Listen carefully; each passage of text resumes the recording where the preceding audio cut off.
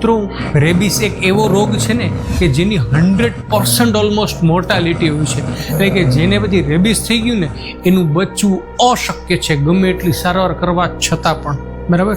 એટલે ક્યારેય પણ તમને કોઈ હડકાયેલું કૂતરું જણાય, બરાબર, કે જે કૂતરું ભાગતું હોય, બીજા કૂતરાઓને કરડતું હોય, તો એવું કૂતરું હડકાયેલું કૂતરું જ હોઈ શકે, બરાબર.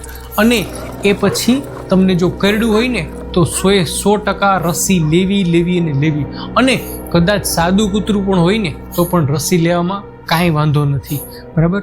અને જો એ 3 કેટેગરીમાં ડિવાઈડ કરવામાં આવે છે, એટલે કે જો એ હડકાયેલા કૂતરાની ખાલી સલાઈવા જ લાગ્યું હોય ને તો કંઈ ઇન્જેક્શનની જરૂર નથી, બરાબર. ખાલી એનું થૂક જ આપણા પગની સપાટી ઉપર રેડ્યું તો કોઈ જરૂર નથી. પણ જો નાનું સ્ક્રેચ કે આવ્યું હોય ને તો રસી લેવી પડે. અને મિત્રો એવું લાગે ને કે વુન્ડ જે ઊંડું છે એનું સલાઈવા પણ શરીરની અંદર વયું ગયું તો એમની સાથે રસીની સાથે રેબિસ ઇમ્યુનોગ્લોબ્યુલિન પણ લેવા પડે છે, બરાબર. તો આ 3 કેટેગરી થઈ ગઈ અને એ પ્રમાણેની સારવાર થઈ ગઈ.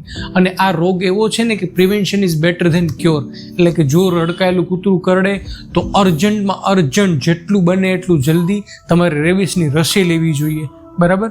અને ક્યારેય પણ મેં કીધા એ પ્રમાણે જો લક્ષણો આવતા હોય ને તો જરૂર એમને તાત્કાલિક હોસ્પિટલે લઈ સારવાર કરવી, લઈ જવું.